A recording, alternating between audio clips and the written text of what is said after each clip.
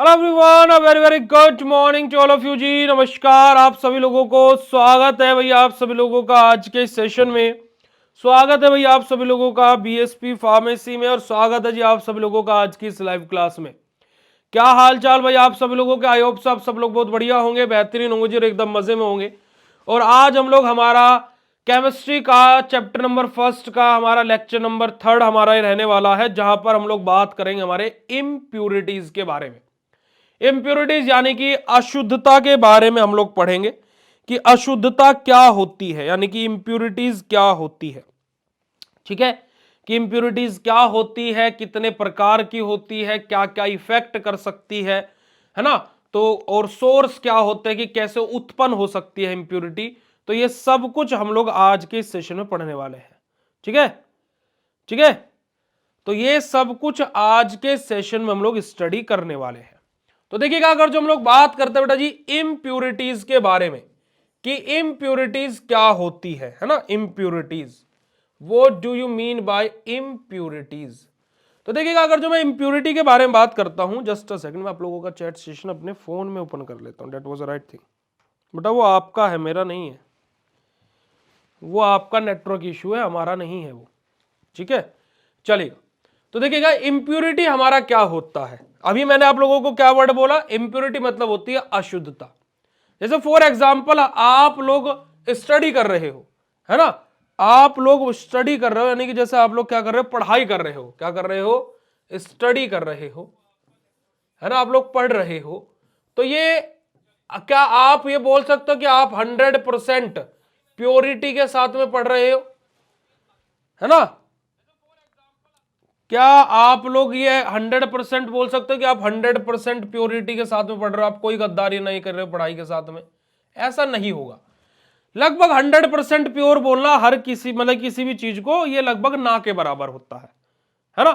कि किसी भी चीज को हम लोग बोल दे कि ये 100% प्योर है, ये लगभग ना के बराबर है कि भाई कोई भी चीज 100% प्योर नहीं हो सकती है। उसमें कुछ ना कुछ चाहे 0.0001% की इंप्यूरिटी हो, पर वो होगी जरूर, है ना। चाहे 0.001% की इंप्यूरिटी हो, पर उसमें इंप्यूरिटी बिल्कुल होगी, है ना। किसी भी चीज को 100% प्योर बोलना हमारा मुमकिन है ही नहीं, है ना, कि 100% कोई भी चीज प्योर हो। तो भैया अब इसका आप ऐसे कैसे बोल सकते हो? जैसे मैं आपको बताता हूं, आप लोगों ने कभी लाइफ बॉय का एड देखा है बेटा जी? लाइफ बॉय का एड देखा है? धोते जाओ धोते जाओ धो, धोते जाओ धोते जाओ धो, देखा है? जरूर देखा होगा। अब जो लाइफ बॉय साबुन है, जब वो ऐड करते हैं, जब वो क्या करते हैं, अपना प्रचार करते हैं, तो आपने देखा होगा कि वो पहले क्या दिखाते हैं कि भाई आपके हाथ पर ऐसे लेंस टाइप दिखाएंगे, और उसमें क्या है, जब आप नॉर्मल साबुन से हाथ धुलोगे तो ऐसे ढेरों सारे बैक्टीरिया उसमें भागते हुए दिखेंगे। ढेरों सारे बैक्टीरिया उसमें भागते हुए आपको नजर आएंगे। ठीक है, फिर आप जब लाइफ बॉय से हाथ धोगे, जब जो लाइफ बॉय की साबुन है, जब आप उससे हाथ धुलोगे, तो वहां पर क्या होगा बेटा जी? वहां पर वो क्या कर देंगे? सारे बैक्टीरिया को हटा देंगे कि अब आपके हाथ में कोई बैक्टीरिया नहीं बचा। पर एक बैक्टीरिया फिर भी वहां पर चलता हुआ आपको दिखाई देगा। एक बैक्टीरिया वहां पर फिर भी आपको चलता हुआ दिखाई देगा। आप जरूर देखिएगा एड को, अगर जो आपने नहीं देखा है कभी, तो ये एक बैक्टीरिया आपको फिर भी दिखाई देगा। यानी कि इतनी बड़ी कंपनी भी ये दावा करते हैं कि भाई हम 99.99% कीटाणुओं से आपको बचाते हैं।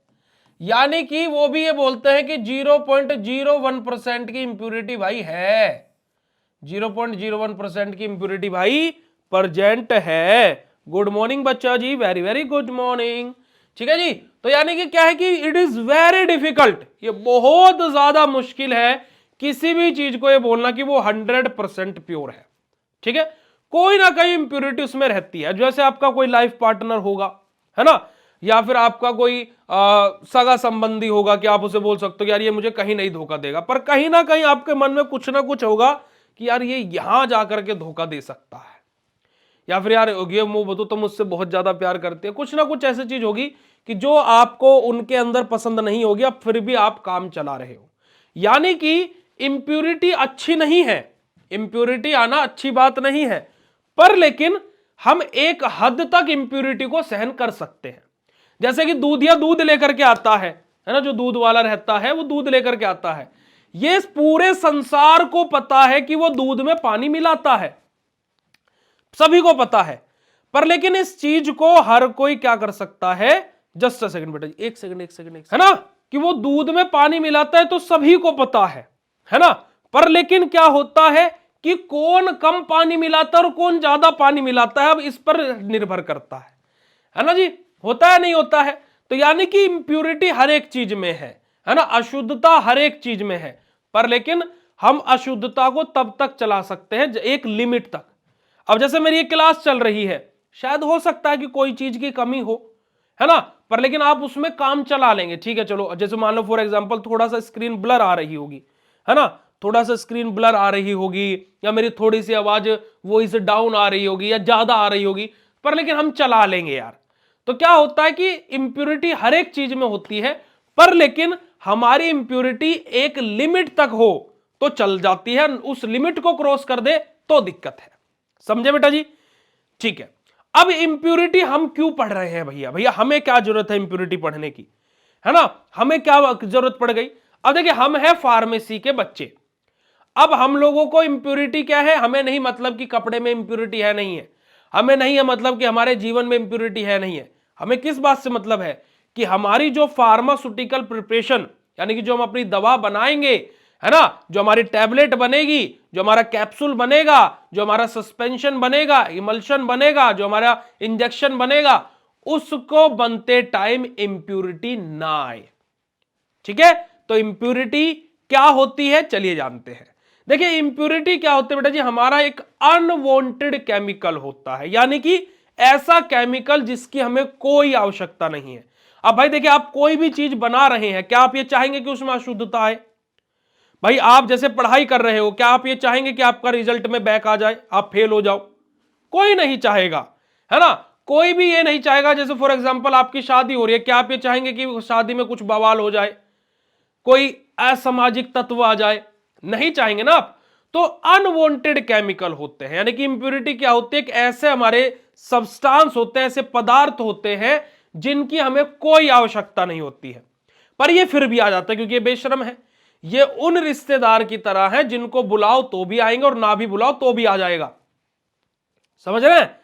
कि इनको बुलाओ तो भी आ जाएगा और ना बुलाओ तो भी आ जाएगा। ठीक है, तो इंप्यूरिटी क्या होती है, अनवांटेड केमिकल होते हैं जो कहां पर प्रेजेंट होते हैं। हम लोग देखिए अपनी दवा को बनाने के लिए दो चीजों का उपयोग करते हैं, एक करते हैं एपीआई और एक होता है एक्सीपिएंट। क्या होता है बेटा जी? एपीआई और एक्सीपिएंट। एपीआई मतलब क्या होता है, एक्टिव फार्मास्यूटिकल इंग्रेडिएंट, और एक्सीपिएंट क्या होता है बेटा जी, हम लोगों का जो उसके बनने में सहायक का रोल करते हैं। आप लोगों ने फार्मास्यूटिक्स में पढ़ा है एपीआई और एक्सीपिएंट के बारे में? पढ़ा नहीं पढ़ा प्यारे बच्चों? अगर जो नहीं पढ़ा तो फिर मैं आपको बताऊंगा, फिर आगे पढ़ेंगे, क्योंकि कि आपको चीजें समझ में तो आनी चाहिए ना कि एपीआई क्या होता है, एक्सीपिएंट क्या होता है। अगर जो पढ़ा है तो यस लिखो चैट सेशन में, नहीं पढ़ा तो फिर मैं बताता हूं कि एपीआई और एक्सीपिएंट क्या होते हैं। तो क्या है बेटा जी, कि हमारा जो एपीआई होता है उसके द्वारा हमारी इंप्यूरिटी डेवलप हो सकती है, या फिर जो हम लोग हमारी दवा को स्टेबल करने के लिए, है ना, उसको स्थिर बनाने के लिए जो हमारा क्या है स्टेबिलिटी टेस्ट अप्लाई करते हैं, उनके द्वारा इंप्यूरिटी डेवलप हो सकती है। अब अगर जो इंप्यूरिटी हमारी आ जाए, जैसे फॉर एग्जांपल अब हमें पता लग गया कि इंप्यूरिटी हमारा क्या होता है, ऐसा केमिकल होता है जिसके में कोई आवश्यकता नहीं है, जो हमारा एपीआई के द्वारा या फिर स्टेबिलिटी टेस्टिंग के द्वारा हमारा डेवलप होता है, यानी कि हमारा एपीआई के द्वारा या फिर स्टेबिलिटी टेस्टिंग के द्वारा आ सकता है। और अगर जो इंप्यूरिटी आ जाए तो वो क्या कर सकता है, अगर जो इंप्यूरिटी छोटी मात्रा में भी आ जाए तो वो क्या होता है बेटा जी, हमारा एपीआई एक्सिपिएंट नहीं पढ़ाया, नहीं अरे ऐसे कैसे, मतलब फार्मास्यूटिक्स का तो आधार ही यही है भाई। चलो हम बता देते हैं, जैसे हमारी कोई भी डोजेस फॉर्म है, कोई भी हमारा डोजेस फॉर्म है बेटा जी, अब इस डोजेस फॉर्म में इसको बनाने के लिए दो चीजों की आवश्यकता होती है, एक होता है बेटा जी एपीआई और एक होता है बेटा जी एक्सिपिएंट।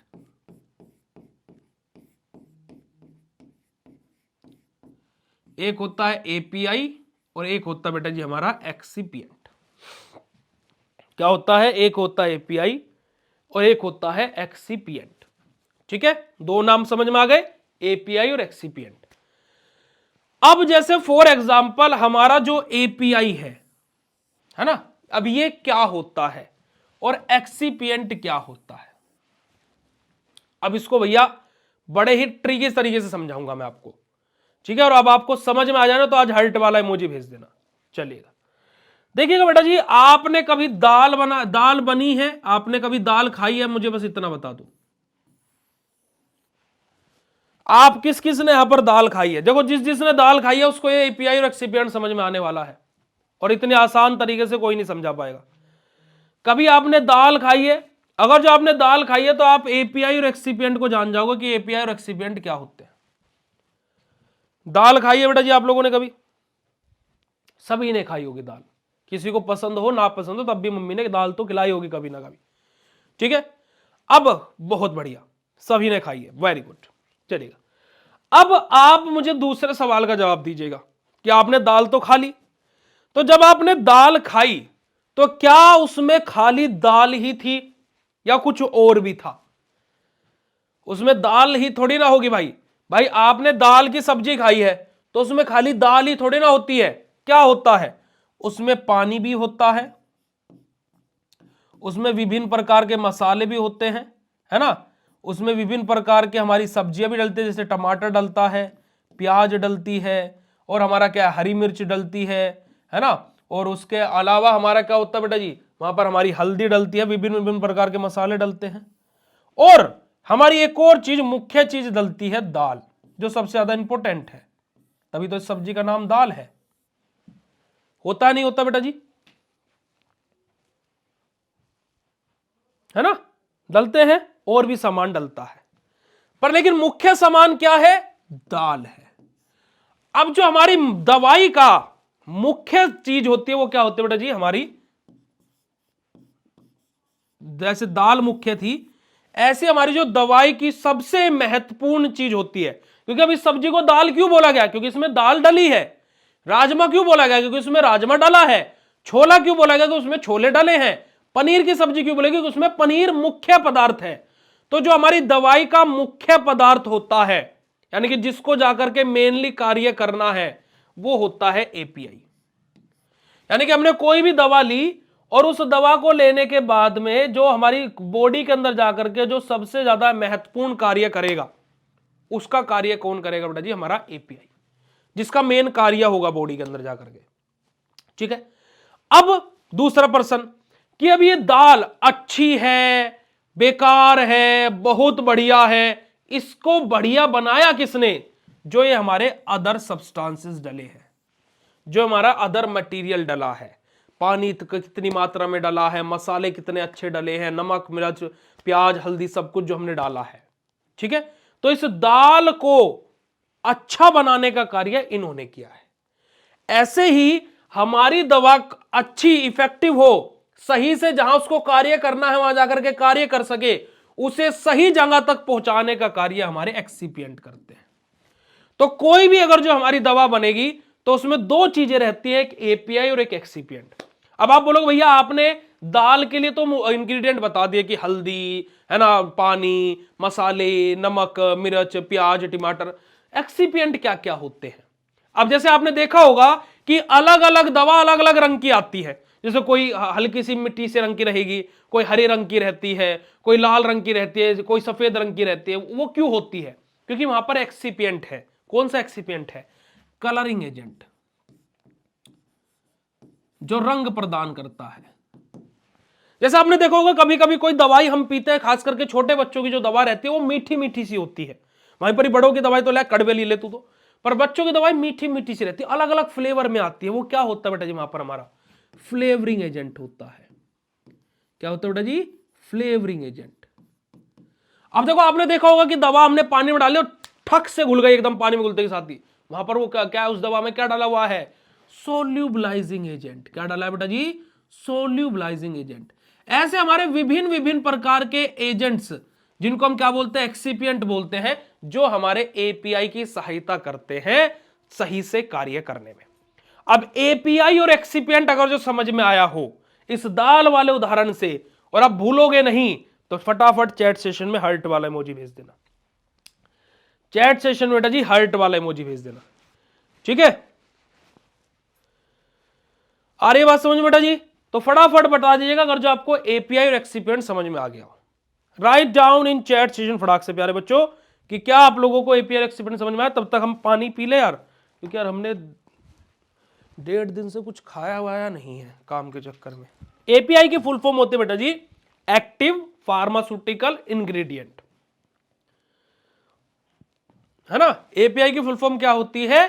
एक्टिव फार्मास्यूटिकल इंग्रेडिएंट, ठीक है, चलेगा। समझ में आया एपीआई क्या होता है, एक्सिपिएंट क्या होता है।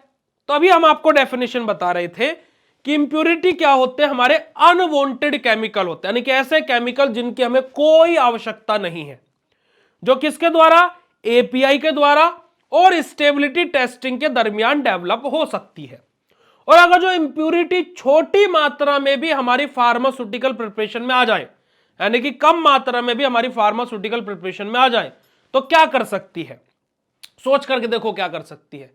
इंप्योरिटी अगर जो छोटी मात्रा में भी आ जाए तो बेटा क्या कर सकती है? बेसिकली वो कर सकती है कि जो हमारी दवा है, जो वो कार्य करने वाली थी हमारी बॉडी के अंदर जाकर के, उस कार्य को स्लो कर सकती है ना। अब जो दवा हमारी बॉडी के अंदर जाकर के 1 घंटे में काम कर सकती थी, वो दवा अब वो कार्य वो ही 1.5 घंटे में कर रही है। यानी कि उसकी सेफ्टी, दवा की जो सेफ्टी है, उस दवा की पोटेंसी और इफिकेसी, जो मैंने अभी देखो, एक पोटेंसी और इफिकेसी क्या होता है? किसी भी दवा का कितनी देर में रिस्पॉन्स हो रहा है और कितना रिस्पॉन्स आ रहा है ना। कोई भी दवा का, कोई भी दवा जो हमारी है ना, जो भी हमारी कोई भी मेडिसिन है, जो भी हमने ली है हमने, वो मेडिसिन कितनी देर में काम कर रही है ना, कितनी देर में काम कर रही है और कितना काम कर रही है, और कितना काम कर रही है, यही हमारी क्या होता है बेटा जी? हमारी पोटेंसी और इफिकेसी होती है हमारी किसी भी दवा की, ठीक है। समझ में आई कि पोटेंसी और इफिकेसी क्या होती है किसी भी दवा की? कि कोई भी दवा कितनी देर में काम कर रही है और कितना काम कर रही है, ठीक है। तो ये इन सब चीजों पर इंप्योरिटी क्या करती है? अफेक्ट करती है। तो इंप्योरिटी की परिभाषा सभी को समझ में आई कि क्या होती है इंप्योरिटी प्यारे बच्चों। हार्ट वाला इमोजी चैट सेशन में रुकना नहीं चाहिए, फटाफट भेज दो।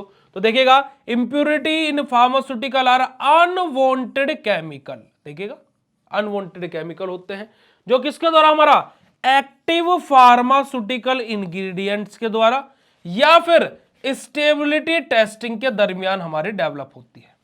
और अगर जो इंप्योरिटी स्मॉल अमाउंट में भी है, the presence of this unwanted chemical, जो हमारे अनवांटेड केमिकल यानी कि जो हमारी इंप्योरिटी है, इवन इन स्मॉल अमाउंट, अगर जो ये कम मात्रा में भी प्रेजेंट है, the may influence the quality, हमारी जो दवाई की जो क्वालिटी है उसको, उसकी सेफ्टी को, उसकी इफिकेसी को अफेक्ट कर सकती है। इन्फ्लुएंस मतलब एक तरीके से समझिएगा कि उसकी इफिकेसी से अफेक्ट करेगी, यानी कि हानि पहुंचाएगी, ठीक है जी। क्या करेगी बेटा जी? हानि पहुंचाएगी, हानिकारक रहेगी। तो ये हमारा क्या होता है बेटा जी? सिंपल सा इंप्योरिटीज का इंट्रोडक्शन होता है। अब हमारी जो इंप्योरिटीज है वो 3 प्रकार की होती है बेटा जी। अब हम लोग बात करेंगे कि इंप्योरिटी कितने प्रकार की होती है, टाइप ऑफ इंप्योरिटी के बारे में। तो इंप्योरिटीज हमारी 3 प्रकार की होती हैं। एक होती है ऑर्गेनिक इंप्योरिटी, एक होती है इनऑर्गेनिक इंप्योरिटी, और होता है रेजिडुअल सॉल्वेंट। क्या होता है बेटा जी? ऑर्गेनिक इंप्योरिटी, इनऑर्गेनिक इंप्योरिटी और रेजिडुअल सॉल्वेंट, ठीक है जी। 3 प्रकार की हमारी इंप्योरिटी होती है, ऑर्गेनिक, इनऑर्गेनिक और रेजिडुअल सॉल्वेंट, है ना। अब ऑर्गेनिक इंप्योरिटी, जिसको हम लोग process and drug related impurity बोलते हैं। क्या बोलते हैं?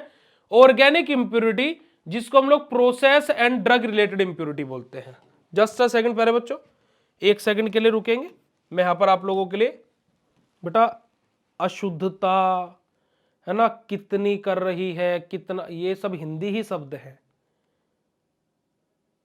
मतलब कि अगर जो आपको इतनी हिंदी भी नहीं समझ में आ रही तो बेटा फार्मेसी छोड़ दो, ठीक है।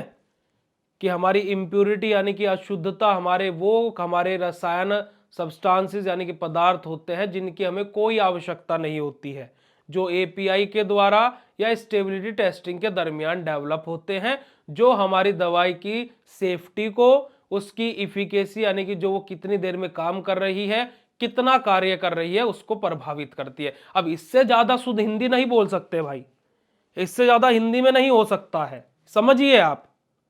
अब इससे ज्यादा हिंदी क्या यूज होगी यार, है? वही चीज है ना कि तुम्हारी मेंटेलिटी होगी हिंदी में क्यों ना लिखा हो। इसी वजह से मैं तुम लोगों को डीपली नहीं पढ़ाता हूं, यही तो तुम्हारी मेंटेलिटी है, तभी तो मैंने तुरंत पीडीएफ चेंज कर दिया। अब तुम्हारा ये तुम्हारी मेंटेलिटी है।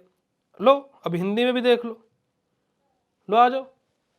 दवा में उपस्थित कोई भी पदार्थ जो ना तो सक्रिय औषधीय या घटक या एपीआई है और ना ही सहायक पदार्थ है। लो छोटी सी डेफिनेशन देख लो डिप्लोमा के अकॉर्डिंग, है ना? ठीक है, आ जाओ लो, तो हिंदी में भी ले लो। ठीक है, तो हमारा देखिए इंप्योरिटी क्या होगा, any substance present in a drug which is not the active pharmaceutical ingredient और एक्सिपिएंट, यानी कि हमारा सब्सटेंस यानी कि ऐसा हमारा पदार्थ, ऐसा हमारा घटक, है ना, हमारा पदार्थ जो कि क्या बेटा जी, ना तो हमारा एपीआई है, यानी कि ना तो हमारा वो एक्टिव फार्मास्यूटिकल इंग्रेडिएंट है, यानी कि सक्रिय औषधीय घटक है, और ना ही वो सहायक पदार्थ है, यानी कि ना ही वो एक्सिपिएंट है। उनके अलावा जो भी केमिकल हमारी फार्मास्यूटिकल प्रिपरेशन में है, वो सब का सब क्या होता है बेटा जी, हमारा इंप्योरिटी होता है। ठीक है, ठीक है जी, वो सब का सब हमारा क्या होता है, इंप्योरिटी होता है। ओके, समझ में आई बात? चलिएगा, अब हमारा अगर जो इंप्योरिटी के सोर्स के बारे में बात की जाए, तो कि इंप्योरिटी कहां से हमारी उत्पन्न हो सकती है, सोर्स क्या हो सकते हैं इंप्योरिटी के, है ना, कि कहां कहां से हमारी ये उत्पन्न हो सकती है। तो देखो रॉ मटेरियल, यानी कि जो हम कच्चा माल यूज कर रहे हैं। अब जैसे रॉ मटेरियल से कैसे, जैसे फॉर एग्जांपल अभी हमने क्या बनाई थी बेटा जी, दाल बनाई थी ना, अभी हम लोगों ने दाल बनाई थी ना, सभी को याद होगा कि दाल बनी थी। अब अगर जो मैं आपसे क्वेश्चन पूछता हूं कि आप मसाले भी अच्छी क्वालिटी के यूज कीजिए, आप टमाटर भी अच्छी क्वालिटी का यूज कीजिए, है ना, नहीं माफ कीजिएगा, कि आप मसाले अच्छी क्वालिटी के लिए आए, पर आपने जो टमाटर आप यूज कर रहे हो, जो आप उसमें सब्जियां डाल रहे हो, और जो दाल आप उपयोग कर रहे हो, वो अच्छी क्वालिटी की नहीं है, वो अच्छी क्वालिटी की नहीं है ना, तो क्या आपकी दाल अच्छी क्वालिटी की बनेगी? यस और नो। आपका कच्चा माल, यानी जैसे आप टमाटर लिए, प्याज लिए, मिर्ची लिए, मसाले लिए, है ना, और आपकी दाल जो है, अगर जो ये सारा सामान हमारा अच्छी क्वालिटी का है, तो हमारी जो दाल है वो अच्छी बनने के चांसेस है। अब ऐसा नहीं है कि जो बना रहा है उससे दाल बनानी नहीं आती तो कैसे अच्छी बन जाएगी भाई, घंटा अच्छी बनेगी, है ना, पर लेकिन अगर जो माल, जो हमारा कच्चा माल है, कि हमने जो दाल हम यूज कर रहे हैं जो हम टमाटर लेकर के आए हैं, जो हम प्याज खरीदे हैं, या फिर जो हम हरी मिर्ची ले रहे हैं, या फिर जो हम मसालों का उपयोग कर रहे हैं, वो अच्छी क्वालिटी की है ना, तो वहां से हमारा क्या होगा बेटा जी, इंप्योरिटी आने के चांसेस कम होंगे। अगर जो वो अच्छी क्वालिटी का नहीं है, तो भाई उसमें इंप्योरिटी आने के चांसेस बढ़ जाएंगे। तो यानी कि जो हमारा कच्चा माल है, यानी कि जो हमारा रॉ मटेरियल हम उपयोग कर रहे हैं, वो कैसी क्वालिटी का है, ठीक है, अच्छी क्वालिटी का है तो इंप्योरिटी का आने के चांसेस घट जाएंगे, बेकार क्वालिटी का है तो इंप्योरिटीज आने के चांसेस बढ़ जाएंगे। दूसरा हमारा मैन्युफैक्चरिंग प्रोसेस बेटा जी, यानी कि जो हमारा निर्माण की जो हम प्रक्रिया अपनी अप्लाई कर रहे हैं, है ना, कि हम कैसी प्रोसेस अप्लाई कर रहे हैं। अब जैसे फॉर एग्जांपल मान लीजिए आपने कभी चूल्हे की रोटी खाई है, कभी किसी ने यहां पर चूल्हे की रोटी खाई है? नहीं खाई है तो मैं बता देता हूं। देखिए आप कभी चूल्हे की रोटी खाइएगा, कभी इंडक्शन पर सिकी हुई रोटी खाइएगा, और कभी आप गैस पर सिकी हुई रोटी खाइएगा, तीनों में अलग अलग फर्क होता है। चूल्हे की रोटी का स्वाद ही अलग होता है यार, है ना। मैं जब भी गांव में जाता हूं, हमारे अब तो चूल्हा तो नहीं, अंगीठी है ना, अंगीठी होती है जिसमें ऊपर आग लगती है और नीचे राख डलती रहती है उसकी, उस पर मैं रोटी सिकवा करके खाता हूँ। आह क्या आनंद है ना। मक्के की रोटी हमारी मम्मी बनाती है, ऐसे हाथ से ही वो उसको मतलब कि बेलती है, ऐसे ऐसे नहीं बेलता, वो हाथ से बेलती है मक्के की रोटी, और उसको वो तवे पर हल्की सी मिट्टी लगा करके और उसको तब सेकती है, मतलब वो मिट्टी गीली करके और उसको लगा करके तब उसको सेकती है। आह मक्के की रोटी और सरसों का साग में 1 चम्मच मक्खन पड़ा हो, और साथ में सिरके वाली वो हो, क्या बोलते हैं उसको, हमारी मूली हो, है ना, तो सिरके वाली मिर्च हो, अलग ही आनंद आ जाता है। ठीक है, ठीक है जी। तो हमारा क्या होता है, ये बड़ा ही आनंदित है। तो अब तीनों चीज हमारी अलग अलग स्वाद देती है। अब भाई आटा भी वही है, सिक भी रही है, पर स्वाद क्यों अलग अलग है? क्योंकि तीनों प्रोसेस अलग है, तीनों प्रक्रियाएं बिल्कुल अलग है। समझ हमारी बात? ऐसे ही हमारी, अब हमें क्या है कि दवा बनाने के लिए मान लीजिए, अब हमारा गर्म करने के लिए चीजें, बहुत सारी चीजें होती हैं, है ना। गर्म करने के लिए हमारे बहुत सारी चीजें होती हैं। आप कभी गैस पर पानी गर्म कीजिएगा, आप कभी चूल्हे पर पानी गर्म कीजिएगा, और आप कभी इंडक्शन पर पानी गर्म कीजिएगा। जो चूल्हे पर पानी गर्म होगा उसमें से एक स्मेल सी आएगी। स्मेल मतलब कि ऐसे नहीं कि बुरे वाली, ऐसे लगेगा कि जैसे क्या बोलते हैं उसको, कि आप जैसे हाथ कभी सेके हो आपने उपलों के सामने, तो आप कभी उनको स्मेल कीजिएगा तो वैसी स्मेल उस पानी में से भी आती है। ठीक है, तो प्रक्रियाएं अलग हो गई। तो हमारी कैसी प्रक्रिया हम लोग लगा रहे हैं, है ना, तो उसके द्वारा भी हमारी इंप्योरिटी डेवलप हो सकती है। आई बात समझ में?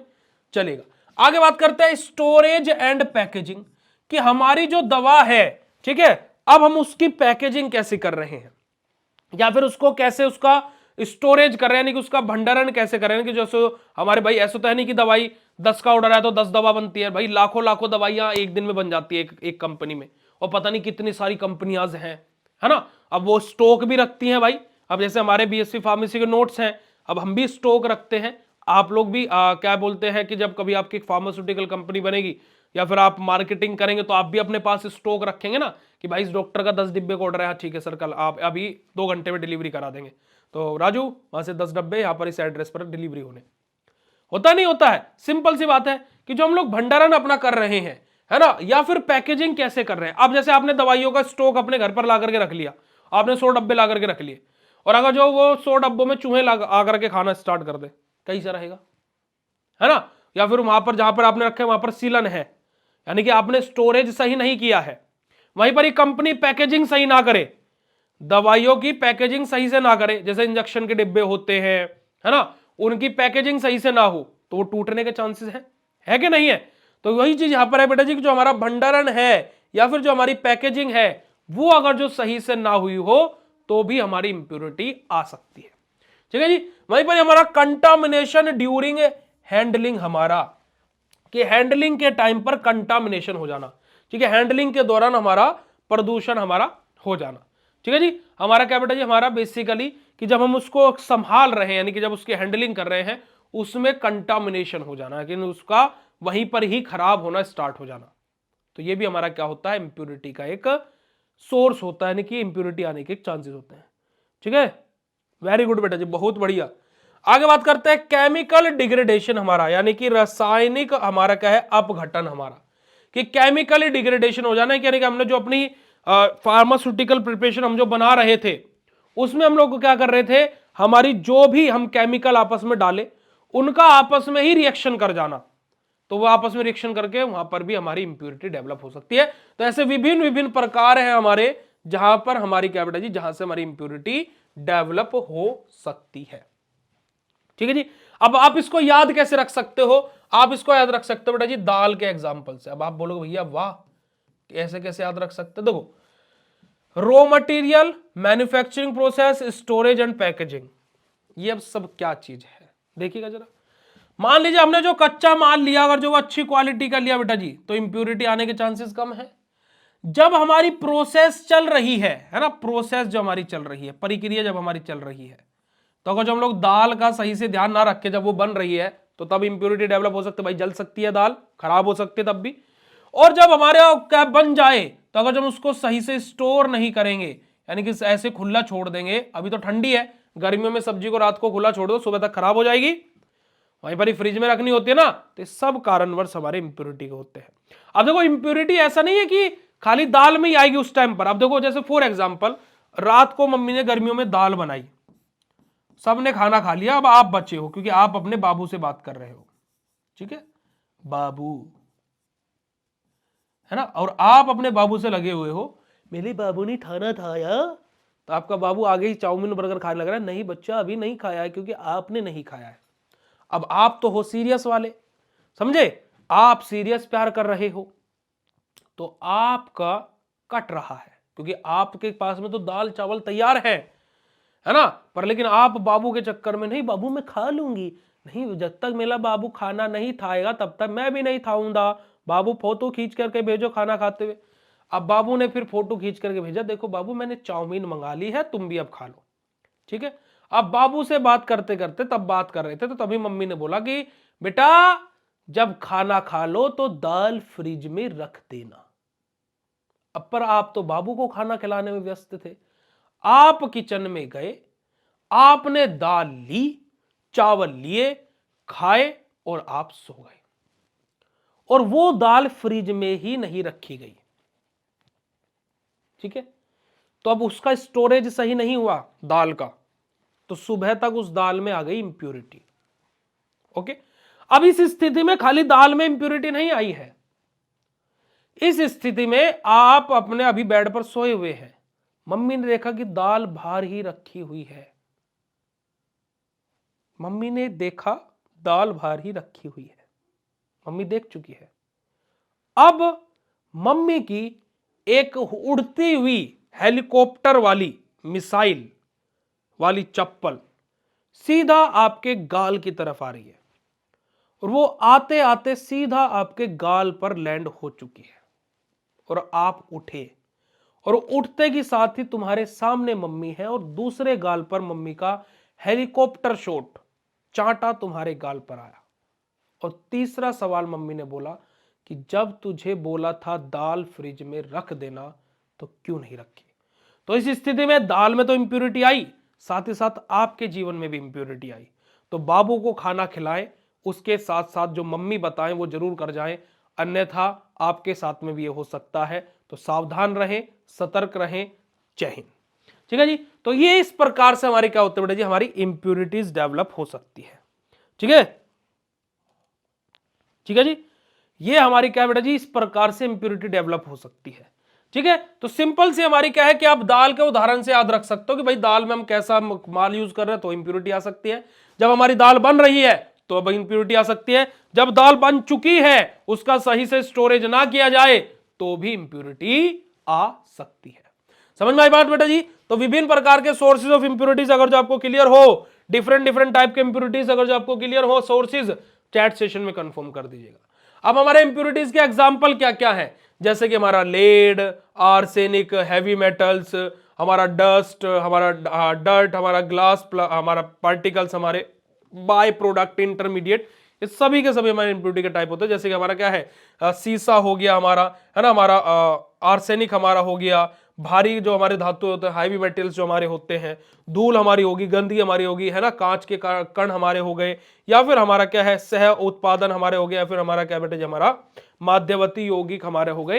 ये सभी के सभी हमारे क्या होते हैं, इंप्योरिटीज के एग्जाम्पल होते हैं। अब इंप्योरिटीज इफेक्ट क्या करती है, ठीक है। अरे आप लड़की है ना, कभी पूछ करके देखिए लड़कों से कि क्या क्या होता है। अब देखिए हम आपको उदाहरण देते हैं। अब देखिए अभी के बच्चे क्या है कि अभी के बच्चों की आपने देखा होगा इम्यूनिटी बहुत कम है। आपके पापा की इम्यूनिटी आपसे अच्छी होगी, आपके दादा की इम्यूनिटी आपके पापा से भी अच्छी होगी, और आपके पड़ दादाजी की इम्यूनिटी आपके दादाजी से भी अच्छी होगी, है ना। पहले हमारे टाइम पर क्या होता था कि हमारा 2001 का जन्म है, ठीक है। आप सभी लोगों का, जितने भी यहाँ पर मेरे को देख रहे हैं सभी लोगों का, आप 17, 16, 17, सब माफ कीजिएगा 17, 18 साल के होंगे। तो आप सभी लोगों का जन्म लगभग 2008-7 के लगभग हुआ होगा, है ना, 8, 7 तो 9, यही आपका जन्म होगा सभी का। तो क्या है कि बेसिकली होता क्या है कि हमारे टाइम पर क्या होता था कि हम लोग दिन भर खेल रहे हैं, है ना, शाम को खेलना जरूरी है, धूप में खेल रहे हैं, मतलब कि छुट्टियां पड़ी हुई हैं, तो उस टाइम पर तो सुबह 9 बजे चले गए क्रिकेट खेलने के लिए, और शाम को 4-5 बजे तक क्रिकेट खेल रहे हैं, और फिर भी 5-6 बजे घर पर आ रहे हैं, पूरी धूप खेल रहे हैं, है ना, कि खेले जा रहे हैं भाई साहब। मतलब कि ऐसा तो रहता था हमारा, है ना। हमारे उस टाइम पर हमारा वो क्या है कि थ्रो वाला खेलते थे हम लोग, कैसे जान से पूरी थ्रो से फेंको। अब वो बॉलिंग वाला, मतलब कि बॉलिंग ही जिसकी अच्छी थी तो वही जीतता था, क्योंकि जिसने जितनी जान से फेंकी, अब बॉल दिखती ने सा सा करती हुई आती थी, तो ये हाथों में दर्द होने लगता था, ऐसे धाम धाम फेंक रहे हैं। तो क्या होता था कि भट्टा जिसको बोलता है कि भट्टा मार रहा है, तो हम तो धूप में खेले हैं बहुत ज्यादा, है ना। खेतों में काम करा रहे हैं घर वालों के साथ में, सुबह 5 बजे चले गए, 9 बजे तक खेत में खुदाई करवा रहे हैं, फिर उसके बाद में फिर खेलने चले गए। तो हमारा तो ऐसा था हमारा सिस्टम। अब अभी के बच्चों को आप देखोगे तो उनके क्या है कि अब हमारे टाइम पर तो टीचर इतना मार देते भाई साहब कि बच्चों के मुंह से खून निकलने लगते थे। आप बिलीव नहीं करेंगे कि बच्चों से मुंह से खून निकल। अब हमारे एक टीचर थे मैथ के, वो पता क्या करते थे, वो चमड़े का जूता पहनते थे, मतलब प्योर चमड़ा। और वो क्या करते थे, अगर जो किसी ने गलती कर दी तो 10 जूते मार करके एक गिनते, तो बोलते थे 3 ही मारूंगा बस। क्या बोलते थे, 3 ही मारूंगा, और 10 जूते मार करके एक गिनते थे कि ये हो गया एक, जब 10 जूते मारते थे, है ना। फिर 10 जूते और मारे, ये हो गया 2, फिर 10 जूते और मारे, ये हो गया 3, अब जाकर के बैठ, है ना। अब आज के टाइम पर टीचर अगर जो डांट भी दे तो बच्चों के पेरेंट्स चले जाते हैं स्कूल में, डांट कैसे दे हमारे बच्चे को। बहुत सारी चीजें चेंज हो गई है ना। हमारे टाइम पर तो टीचर इतना लंबा लंबा लोहे का पाइप रखते हैं भाई साहब, जब हम बोर्ड के एग्जाम देने गए हैं और बजाए हैं उन्होंने लोहे के पाइप बच्चों में, सच्ची में हमारे सामने ही बजाए हैं। हम लोगों को तो मतलब कि जिस एग्जाम सेंटर पर सुबह 6:45 पर पहुंचना रहता था, सुबह ठंड में, फरवरी में हमारे 10वीं के पेपर हुए, तो जिस स्कूल में हमारा सेंटर गया था 12वीं में, तो सेकंड शिफ्ट में पेपर होता था, चलो थोड़ी धूप भी निकल गई, पर प्योर ठंड में वो जूते उतरवा देते थे और क्या बोलते हैं यहां तक घुटनों तक पैंट फोल्ड करवा देते थे कि कहीं तुम जुराबों में तो नहीं दबा करके लेकर के आए चीटिंग, है ना। तो ऐसी स्थितियां हम लोगों ने देखी, मतलब ये कि वो एक अच्छा चीज थी, है ना, कि एक टीचर का डर भी था बच्चों में। अब डर नहीं रहा है कि बच्चा बोल देता है कि ऐਵੇਂ ही है ये तो यार, है ना। तो वो चीज है, तभी तो थोड़ा सा एजुकेशन चीजें पीछे जाती जा रही है। मारना is not a solution, but एक डर होना चाहिए ना टीचर का। अब क्या कि जैसे आप लोग बोल रहे हो कि हमारी मम्मी हमें मारती ना, एक बार क्या हुआ कि हमारा घटना थी कि हमारे भैया, मेरा छोटा भाई जो है वो थोड़ा शरारती है, वो और मैं बेड पर खेल रहे हैं, और इधर बाथरूम में मम्मी कपड़े साफ कर रही है और मैं और वो बेड पर खेल रहे हैं। अब वो बेड हमारा थोड़ा सा क्या है, ऊंचा सा है, तो क्या बोलते हैं, हम उस बेड पर खेल रहे थे, तो उसने मुझे ऐसे जैसे लात मारी, तो मैं उस बेड पर से सीधा नीचे आकर के गिरा, और नीचे आकर के गिरने के बाद में मुझे बहुत ज्यादा सर में मतलब कि चोट लगी, इंटरनल चोट थी, है ना। और क्या हुआ कि मैं बहुत ज्यादा रो रहा हूं, और आप विश्वास नहीं करेंगे, मेरी मम्मी कपड़े धोते हुए उनके हाथ में झाग लगे हुए हैं, वो उठ करके आई और 2 चांटे मेरे को घाल दी कि और कर शरारत। अब यहां रो करके दिखा रहा, अब रोए ना तो और मारूंगी। मतलब कि वो ये बोलते हैं कि और रो, एक तो मारा, अब ऊपर से हम रो भी नहीं सकते हैं, अगर जो हम रोए तो और मारेगी, कि और रोएगा तो और मारूंगी, चुप चुप बिल्कुल। तो ये चीज है, तो हम लोगों ने तो ऐसा समय देखा है। तो अभी के तो बच्चे कुछ भी नहीं देख पा रहे हैं, और अभी आप लोग और हम लोग जितनी चीजें देख चुके हैं, आने वाली जनरेशन तो मुझे लगता है कि घर से बाहर भी नहीं निकलेगी। अब आज के बच्चों को सूरज धूप में निकल जाए तो टैनिंग हो जाती है भाई साहब, अरे हम पूरे दिन सूरज में रहते हैं, समझ रहे हैं, समझ रहे हो कि नहीं समझ रहे हो। अब हमारी प्रिंसिपल थी, जब जिस स्कूल में हम लोग 12th तक ही उसमें पढ़े हैं, वो 6th क्लास तक हमारी प्रिंसिपल वही रही है। अब वो क्या होता था कि जैसे स्कूल में किसी ने कोई चीज तोड़ दी, जैसे बाथरूम में गए, बाथरूम की टंकी किसी ने तोड़ दी, है ना, तो वहां पर क्या होता था कि अब कोई बोलेगा तो है नहीं कि सर मैडम मैंने तोड़ी है मार लो मुझे, अब कोई बोलता था नहीं। तो वो क्या करती थी, सब बच्चों को, पहली क्लास के बच्चे से लेकर के और 12वीं क्लास के बच्चों तक को सबको क्लास से बाहर निकाला, लड़कियों को हाथ ऊपर करवा दिए और लड़कों को मुर्गा बना दिया। लड़कियों को ऐसे हैंड्स हाथ पे मारती थी एक डंडी, अब जाओ अंदर, और लड़कों को मुर्गा बना करके पीछे मारती थी।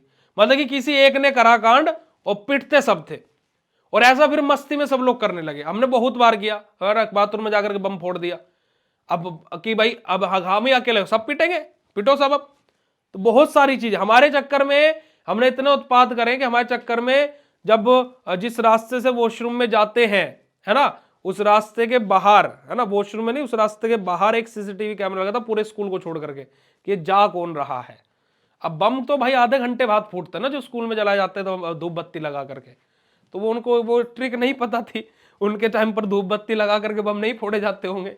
ठीक है जी। अब इफेक्ट ऑफ इंप्योरिटीज के बारे में बात करते हैं कि इंप्योरिटीज के इफेक्ट क्या होते हैं। देखिए इंप्योरिटीज के इफेक्ट के बारे में बात करें तो रिड्यूस ड्रग एक्टिविटी, जो इंप्योरिटीज अगर जो इफेक्ट की बात करें तो ड्रग की एक्टिविटी, यानी कि जो हमारी औषधि की जो सक्रियता है उसको कम कर देती है इंप्योरिटी, जो कि मैंने आपको बताया था। साथ ही साथ इंक्रीज कर देती है टॉक्सिसिटी को, यानी कि जो टॉक्सिसिटी क्या होते हैं बेटा जी, एक तरीके से जो उसके साइड इफेक्ट होते हैं, यानी कि जैसे आपने कोई दवाई ली और लेने के बाद में ऐसा नहीं होता कि शरीर पर रेड रेड रैशेस हो गए, जैसे आपने कभी मोनोसेफ का आप इंजेक्शन लगवाइएगा डेक्सा मिलवा करके, तो आपके शरीर में ऐसे एकदम चीटी टाइप चलेगी पूरी की पूरी, और क्या होगा आपको, अगर जो आप खाली मोनोसेफ का इंजेक्शन लगवाते हो तो आपको वोमिटिंग टाइप होगी, यानी कि उल्टी आने के चांसेस होंगे और उल्टी लग भी सकती है। तो क्या है, उसको पहले से पता रहता है, तो जो उसका टॉक्सिक इफेक्ट है उसको बढ़ा देती है। कोज साइड इफेक्ट, यानी कि जो हमारे क्या बेटा जी, हमारा दुष्प्रभाव हमारे होते हैं दवाइयों के, उनके दुष्प्रभावों को बढ़ा देती है ना, उत्पन्न करना, यानी कि साइड इफेक्ट को कोज कर देती है।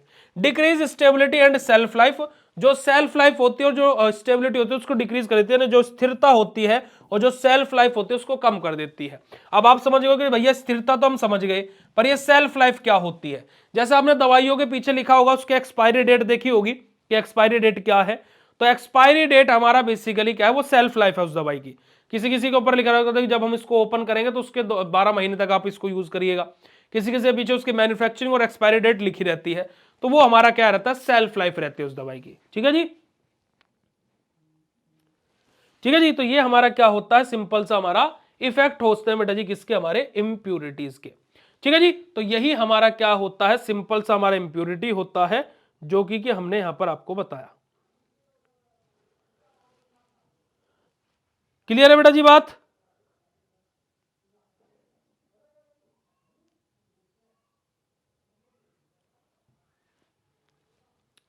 अब बात करते हैं हमारे फार्माकोपियल सब्सटेंसेस के बारे में।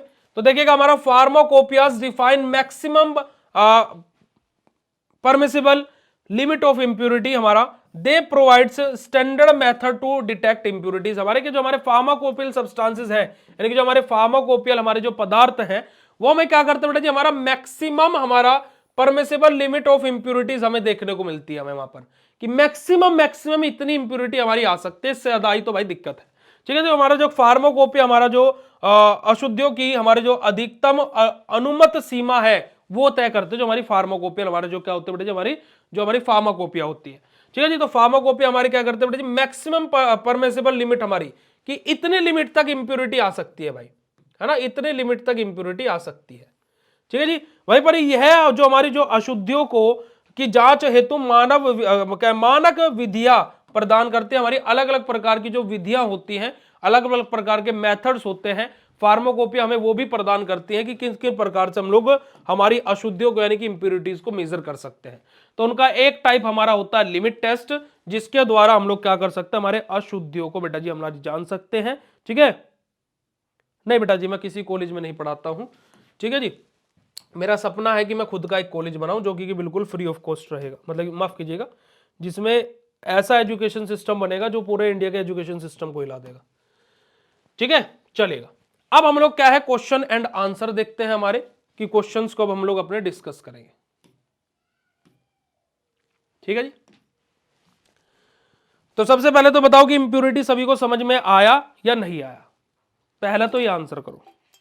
देखिए मैं अगर जो बात करूं, देखो मेरे को 3 साल से ज्यादा हो चुका है ऑनलाइन फील्ड में पढ़ाते पढ़ाते, है ना।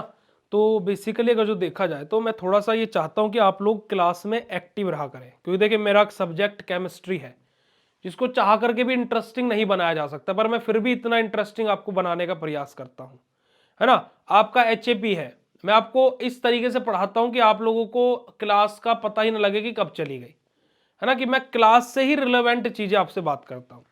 दूसरी बात यह है कि मेरे को जब आपका मेरे को चैट सेशन शांत अच्छा नहीं लगता है ना, कि आप लोग चैट सेशन में टॉपिक से रिलेटेड चीजें समझ में आ गई हैं, नहीं आई है, उससे रिलेवेंट, है ना, अपनी एक्टिविटीज चैट सेशन में एक्टिव रखा करो। उससे क्या लगता है कि आप सभी लोगों को समझ में आ रहा है, वो मेरे पास में चीज डायरेक्ट हो जाती है। क्योंकि देखो एक्चुअल में होता क्या है ना, कि मेरे को ऐसा फील होता है कि जब आप लोग चैट नहीं करते हो, लिटरली मुझे ऐसा फील होता है कि शायद मैं बच्चों को वो चीज डिलीवर नहीं कर पा रहा हूं जो बच्चे चाहते हैं। तो इससे तो अच्छा है कि फिर कोई और पढ़ाए, दैट वॉज द थिंग, है ना। कि मुझे बुरा लगता है कि जब बच्चे आप लोग नहीं बोलते हो, आप बोलिए, आप एक चीज को 10 बार समझिए, उसमें कोई दिक्कत नहीं, बट आप बोलिए, समझ में आ रहा है तो भी बोलिए, नहीं समझ में आ रहा है तो भी बोलिए, दोनों पॉइंट्स आपको बोलने हैं। ये मेरा सिंपल सा कंसर्न रहता है। ठीक है, और कुछ नहीं है। अब देखो आप लोगों के लिए एक चीज मैं थोड़े बहुत, क्योंकि आप लोगों के लिए प्रिपरेशन अभी से स्टार्ट करेंगे तो एग्जाम टाइम पर आप लोगों को चीजें मिल पाएंगी। आप लोगों के लिए बहुत सारी चीजें मैं प्रिपेयर करा रहा हूं। जैसे मैं आप लोगों के लिए एक छोटा सा इनिशिएटिव, क्योंकि मैं बी फार्मा में वो कर चुका हूं, तो जो काम मैं बी फार्मा में कर चुका हूं मैं डी में भी करने वाला हूं। मैं आप लोगों के लिए वो बना रहा हूं, क्या बना रहा हूं, फ्लैश कार्ड। फ्लैश कार्ड कैसे, जैसे आपने देखा होगा छोटे छोटे ताश के पत्ते होते हैं, ऐसे वो छोटे छोटे आपके ताश के पत्तों के जैसे ही आपके कार्ड बनेंगे। मैं जो मेरे सब्जेक्ट है पहले मैं उनके बना रहा हूं, फिर बाकी सब्जेक्ट के अगर जो आपको वो अच्छे लगे तो फिर बाकी सब्जेक्ट के भी बनाएंगे। वो फ्लैश कार्ड मैं आपके लिए बना रहा हूं जिसमें आपको क्या रहेगा, जैसे मान लीजिए इम्प्यूरिटी है, अभी हमें 1 घंटे की क्लास पूरी चली गई इसको इम्प्यूरिटी को पढ़ने में, चली गई ना, है ना। अब वो एक कार्ड आपको मिलेगा, मतलब कि वो ऐप पर ही आपका रहेगा, वो कार्ड का पीडीएफ आपको ऐप पर आपके कोर्स के अंदर मिल जाएगा। उस कार्ड के अंदर आपका इम्प्यूरिटी यानी कि एक छोटे से कार्ड के अंदर पूरा इम्प्यूरिटी लिखा रहेगा, यानी कि आप 2 मिनट में एक इम्प्यूरिटी टॉपिक को पूरा रिवाइज कर सकते हो। समझ में आया? ऐसे आपका जैसे हमने पढ़ा है सेल पढ़ा है ना, एचएपी में सेल पढ़ा, हमने कोशिका के बारे में पढ़ा है ना, सेल कोशिका के बारे में, हमने एनाटॉमी एंड फिजियोलॉजी के बारे में पढ़ा, उनके स्कोप के बारे में पढ़ा। तो ये सब कुछ पढ़ने में हमें एक एक क्लास गई, एक एक घंटे की क्लास गई, पर लेकिन उस एक कार्ड में यानी कि जिसको आप 2 मिनट में पढ़ सकते हो, वो पूरा एक चैप्टर रहेगा, यानी कि उसका एक पूरे चैप्टर का सार है ना, उस एक पूरे चैप्टर का क्या है कि एक समरी है ना, कि एक पूरे चैप्टर का जो निचोड़ है वो इस एक कार्ड में रहेगा, यानी कि आप उसको रिवाइज कर लोगे तो आपको सारी चीजें एकदम रिकॉल हो जाएगी। तो वो कार्ड मैं आप लोगों के लिए बना रहा हूं। वहीं पर ही आप लोगों के लिए जो आपके पिछले 3 साल के पेपर्स आए हैं उनका जैसे पहले चैप्टर में से मान लीजिए हमने इम्प्योरिटी पढ़ रहे हैं, लिमिट टेस्ट पढ़ेंगे, या हमने केमिस्ट्री के बारे में पढ़ा, तो ये सब हम पढ़ रहे हैं। अब इसमें क्या होगा कि हम लोगों को क्या कर रहे हैं कि आप लोगों के लिए जैसे पिछले 3 साल में इस चैप्टर से 2 नंबर में इस माफ कीजिएगा 1 नंबर के 4 क्वेश्चन आए हैं, 3 नंबर में आपके 2 क्वेश्चन आए हैं और आपके 5 नंबर में 1 क्वेश्चन आया है। ठीक है, तो आपका हर एक क्वेश्चन उसका आंसर और किस साल में वो क्वेश्चन पूछा गया है ये पूरा का पूरा मैं प्रिपेयर करा रहा हूं। ठीक है, अभी एचएपी का प्रिपेयर होना स्टार्ट हो गया है, तो पहले एचएपी का प्रिपेयर होकर के फिर आपके सामने वो दिखाया जाए, क्योंकि देखिए आपकी परमिशन के बगैर मैं कुछ नहीं करता हूं, कि आप लोगों की ही परमिशन पहले चाहिए होगी कि हाँ सर अच्छा है, फिर मैं बाकी सब्जेक्ट पर काम करता हूं। तो वो आप लोगों के लिए भी प्रिपेयर कराया जा रहा है। तो मैं बैक एंड पर बहुत सारे काम आप लोगों के लिए करता रहता हूँ। देखो मुझे बी फार्मा भी देखना है, डी फार्मा भी देखना, बी फार्मा में मैं पहला सेमेस्टर, तीसरा, पांचवा और सातवां 4-4 सेमेस्टर में अकेला पढ़ाता हूँ, है ना। मैं किसी और, क्योंकि बच्चे पढ़ते ही नहीं है बी फार्मा वाले कि सर आप ही पढ़ाओ, आपके बगैर हम किसी और को नहीं, वो मैं टीचर 4-4 5-5 बार टीचर बदल चुके हैं, नहीं भैया आप ही पढ़ाइए, हमें और से पढ़ना ही नहीं है।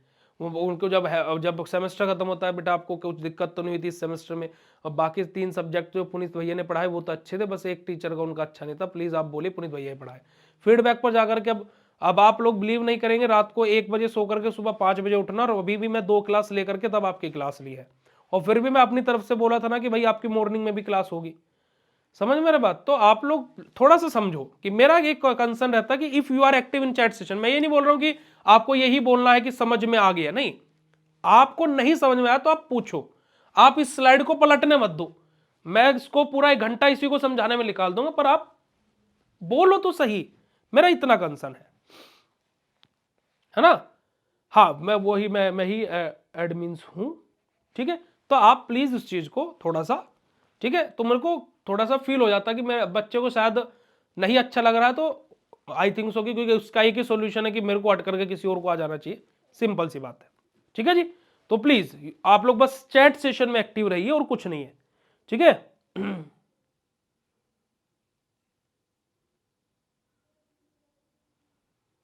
अच्छा अच्छा अच्छा अच्छा, वो आप ही थे बेटा जी, ओके ओके ओके।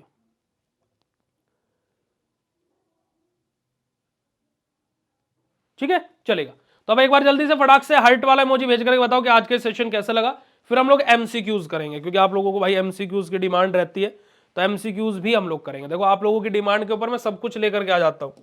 ठीक है, अब देखिएगा हमारा पहला एमसीक्यू का तो आंसर टिक था, तो इस वजह से मैंने वो नहीं पूछा। दूसरा एमसीक्यू हमारा है raw material manufacturing process and storage are, जो हमारा रॉ मटेरियल यानी कि जो हमारा क्या है, कच्चा माल जो हमारा होता है, हमारा जो निर्माण प्रक्रिया होती है, जो भंडार जो हमारा होता है, भंडारण जो हमारा होता है, वो क्या है, हमारा इफेक्ट ऑफ इंप्यूरिटी है, सोर्स ऑफ इंप्यूरिटी है, टाइप ऑफ इंप्यूरिटी है, या फिर फार्माकोपियल टेस्ट है हमारा। बताओ जल्दी से कि हमारा जो रॉ मटेरियल है, मैन्युफैक्चरिंग प्रोसेस है, स्टोरेज है, ये आपने कहां पढ़ा था? Raw material, manufacturing process, storage. भाई देखो हमने टाइप ऑफ ड्रग में तो ये नहीं पढ़ा, ना ही हमने फार्माकोपियल टेस्ट में पढ़ा, हमने इंप्यूरिटी में पढ़ा, तो सोर्स ऑफ इंप्यूरिटी में पढ़ा या इफेक्ट ऑफ इंप्यूरिटी में पढ़ा? क्या इंप्यूरिटी रॉ मटेरियल को इफेक्ट करती है या रॉ मटेरियल के द्वारा उत्पन्न होती है? किसके क्या होता है भाई? देखो हमने क्या पढ़ा था, raw material manufacturing process storage. दाल की कच्चे सामग्री क्या है, दाल बनते हुए खराब तो नहीं हो गई है, जब बन करके रखी गई है तो वो खराब तो नहीं हो गई है। तो ये सब कुछ हमने कहां पढ़ा था बेटा जी? सोर्स ऑफ इंप्योरिटी में पढ़ा था, है ना, कि इंप्योरिटी के अलग अलग विभिन्न विभिन्न प्रकार के सोर्सेज होते हैं।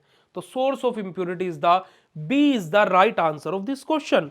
वेरी गुड, बहुत बढ़िया, बहुत अच्छे बेटा जी। चलेगा, आगे बात करते हैं। Which heavy metal are common impurities in pharmaceutical.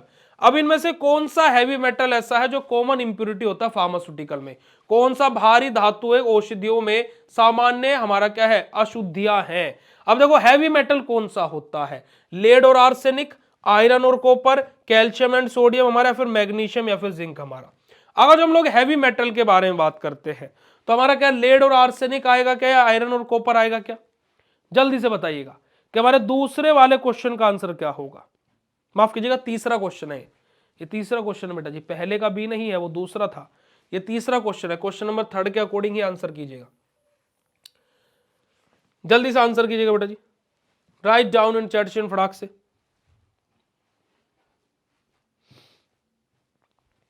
तो देखिए सिंपल सा हमारा आंसर क्या है, देखो हमारा क्या है कि लेड और आर्सेनिक और आयरन और कॉपर के रिस्पेक्ट में हमारा heavy metal commonly impurity in pharmaceutical, हमारा कि कॉमनली हमारे कौन सी इंप्योरिटी आती है हमारे हैवी मेटल की फार्मास्यूटिकल हमारे प्रिपरेशन के अंदर। तो इसका राइट आंसर होगा हमारा लेड एंड आर्सेनिक। सिंपल सा हमारा, क्योंकि अभी जब मैंने आप लोगों को पढ़ाया था, अगर जो आप लोगों ने देखा होगा तो हम लोगों ने यहां पर लेड और आर्सेनिक के बारे में पढ़ा हुआ है। ठीक है, कहां गया हमारा, ये रहा, ये रहा लेड आर्सेनिक हैवी मेटल्स। तो ये रहा हमारा सीसा, हमारा आर्सेनिक और हमारी भारी धातुएं। ठीक है जी, तो लेड एंड आर्सेनिक वाला हमारा कॉमनली हमारा होता है। तो lead and arsenic is the right answer of this question. ठीक है जी, अब बात करते हैं आगे। Effect of impurity on drug is, जो हमारा इंप्योरिटी का इफेक्ट होता है किसी भी ड्रग पर, किसी भी दवा पर, है ना, हमारा औषधियों पर जो हमारी अशुद्धियों का प्रभाव क्या है? इंक्रीज प्योरिटी, क्या प्योरिटी बढ़ जाती है हमारी दवाई की? बिल्कुल भी नहीं भाई, प्योरिटी तो घटेगी ना अगर जो इंप्योरिटी आएगी, अशुद्धता आएगी। इंक्रीज टॉक्सिसिटी, टॉक्सिसिटी बढ़ जाती है, शायद ये हो सकता है। ठीक है जी। इंक्रीज स्टेबिलिटी, क्या स्टेबिलिटी बढ़ जाती है क्या भाई? नहीं भाई, स्टेबिलिटी घटती है। इंप्रूव इफेक्टिवनेस, क्या इफेक्ट बढ़ जाते हैं हमारी दवाई के? नहीं भाई, घटते हैं। तो क्या होगा? टॉक्सिसिटी बढ़ जाती है ना, टॉक्सिक इफेक्ट क्या हो जाते हैं? बढ़ जाते हैं, इंक्रीज हो जाते हैं। ठीक है जी, तो हमारा यहां पर क्या होगा? बी इज द, यानी कि सेकंड नंबर वाला is the right answer of this question. चलेगा। Pharmacopoeia, IP BP, USP are used for, जो हमारी फार्माकोपिया है, Indian pharmacopoeia, British pharmacopoeia, United State pharmacopoeia है, उनका किस चीज के लिए उपयोग किया जाता है? तो देखिएगा, हमारा मैन्युफैक्चरिंग प्रोसेस के लिए, स्टोरेज मेथड के लिए, प्योरिटी स्टैंडर्ड के लिए, या फिर डोजेस फॉर्म के लिए। जो हमारी आईपीबीपी और यूएसपी होती है, ये आप लोगों ने फार्मास्यूटिक्स में पढ़ा होगा। तो हमारा जो आईपीबीपी और यूएसपी होती है, ये आप लोगों ने कहां पर पढ़ी है? यानी कि हमारा जो आईपीबीपी यूएसपी होता है, इनका कहां पर उपयोग होता है ना? देखिए, manufacturing process, storage method, purity standard, या फिर हमारा डोजेस फॉर्म के लिए। तो देखिए, अगर जो मैं यहां पर सिंपल सा एक कंक्लूजन निकाल करके बोलूं कि प्योरिटी स्टैंडर्ड, क्योंकि देखो अभी हम लोगों ने कहां पर पढ़ा था प्योरिटी स्टैंडर्ड वाली बात, ये रही, है ना, जो हमारी फार्माकोपिया अभी हम लोगों ने बात करी है।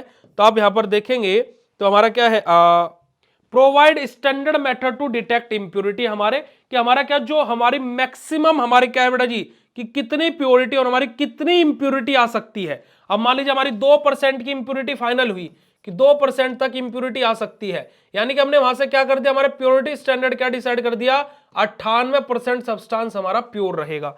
तो यही हमारा क्या होता है बेटा जी, इसी वजह से जो हमारा आईपीबीपी और यूएसपी होता है, वो हमारा क्या करता है, प्योरिटी स्टैंडर्ड्स को हमारा मेंटेन करने का कार्य करता है। ठीक है जी, कहां गया हमारा, ये रहा, क्या करता है बेटा जी, हमारा प्योरिटी स्टैंडर्ड को मेंटेन करने का कार्य करता है।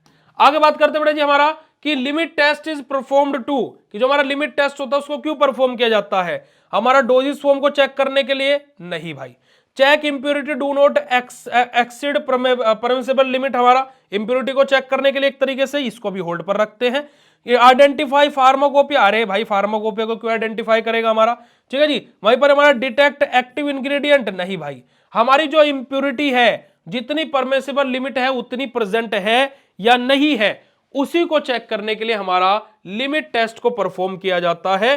तो हमारा option number B is the right answer of this question, क्योंकि लिमिट टेस्ट को बनाई इस वजह से गया कि भाई हमारे क्या कर सके, हमारी इंप्योरिटी कितनी मात्रा में प्रेजेंट है और कितनी प्रेजेंट है हमारी, उसको चेक किया जा सके। Which one of is not a source of impurity, इनमें से कौन सा इंप्योरिटी का सोर्स नहीं है, कि कहां से हमारी इंप्योरिटी नहीं आ सकती है। भाई देखो, इंप्योरिटी स्टोरेज के कारणवश आ सकती है, बिल्कुल सही बात है। ये नोट पूछा गया बेटा जी कौन सा नहीं है, ठीक है। पैकेजिंग हमारी, अगर जो सही से पैकेजिंग ना हो इंप्योरिटी आ सकती है, बिल्कुल सही बात है। बाय प्रोडक्ट, यानी कि जो हमारा क्या है, जब हमारी मैन्युफैक्चरिंग प्रोसेस चल रही है, या फिर जो हमारा जो रॉ मटेरियल, जो हम लोग इंग्रेडिएंट अपना यूज कर रहे हैं, उनके द्वारा हमारी इंप्योरिटी आ सकती है, बिल्कुल आ सकती है। पेशेंट हमारा कंप्लेंट्स के द्वारा क्या इंप्योरिटी आ सकती है क्या भाई? क्या जो पेशेंट बाहर खड़े हो कि यार ये तुम्हारी दवाई सही से काम नहीं कर रही है, तो क्या उसके अंदर दवाई के अंदर इंप्योरिटी आ जाएगी क्या? ये कौन सी बात हुई? तो यानी कि हमारा क्या होगा बेटा जी, पेशेंट जो हमारे कंप्लेंट्स हमारी जो होती हैं, इसके द्वारा हमारी इंप्योरिटी नहीं आती है। तो इस क्वेश्चन का आंसर ये होगा, क्योंकि इन तीनों के द्वारा इंप्योरिटी आती है, और हमसे पूछा गया किसके द्वारा इंप्योरिटी नहीं आता है, लेकिन इनमें से कौन सा ऐसा सोर्स है जो इंप्योरिटी का नहीं है। तो option number 4 is the right answer of this question. ठीक है जी, option number 4 is the right answer of this particular question. ठीक है जी, अब यहां पर हमारे लिमिट टेस्ट से क्वेश्चन आ गए हैं, तो हमारा लिमिट टेस्ट वाले क्वेश्चन अब जब हम लिमिट टेस्ट पढ़ेंगे तब डिस्कस करेंगे। तो अब बताइएगा कि आज की कक्षा आप सभी लोगों को कैसी लगी, और अगर जो आप लोगों को अच्छी लगी हो, मजा आया हो, तो चैट सेशन में हार्ट वाला इमोजी भेज दीजिएगा विद योर फीडबैक की आज की क्लास कैसी लगी। फिर उसके बाद में आज की इस क्लास को हम लोग यहीं पर ही एंड करेंगे। तो आज के सेशन को हम यहीं पर ही एंड करेंगे भाई। तो फिर आप लोगों से शाम को मुलाकात होगी शार्प 6:10 पर। तो अपनी क्लास के लिए रेडी रहेगा, और शाम को हम लोग स्केलेटन सिस्टम को स्टार्ट करेंगे, तो अपना रेडी रहिएगा। Thank you so much for joining this session. Bye bye everyone and have a nice day to all of you. Love you all बेटा जी, शुक्रिया, नमस्कार, जय हिंद। और एक बात को मेरी ध्यान रखिएगा कि अभी आप लोगों को बहुत आगे जाना है, बहुत ऊपर जाना है ना, बहुत चीज़ों को पीछे छोड़ना है। तो मैं आपको कुछ शब्द यहाँ पर बोलना चाहूँगा कि परों को खोल जमाना उड़ान देखता है, जमीन पे बैठ के क्या आसमान देखता है ना। क्योंकि देखो, समय की हमेशा कदर करनी चाहिए, तो मैं इसलिए ये लाइनें बोलता हूँ कि परों को खोल जमाना उड़ान देखता है, जमीन पे बैठ के क्या आसमान देखता है, मिला है वक्त तो इस वक्त की कदर कर, अच्छे से पढ़ तेरा रिजल्ट सारा जहान देखता है। ठीक है जी, तो इसी के साथ में हम आज के सेशन को यहीं पर एंड करेंगे। मिलते हैं फिर आप लोगों से शाम को 6:10 पर शार्प एचएपी की क्लास में। लव यू ऑल बेटा जी, थैंक यू सो मच, शुक्रिया, नमस्कार, जय हिंद। मिलते हैं आप लोगों से शाम को। Love you all, thank you so much.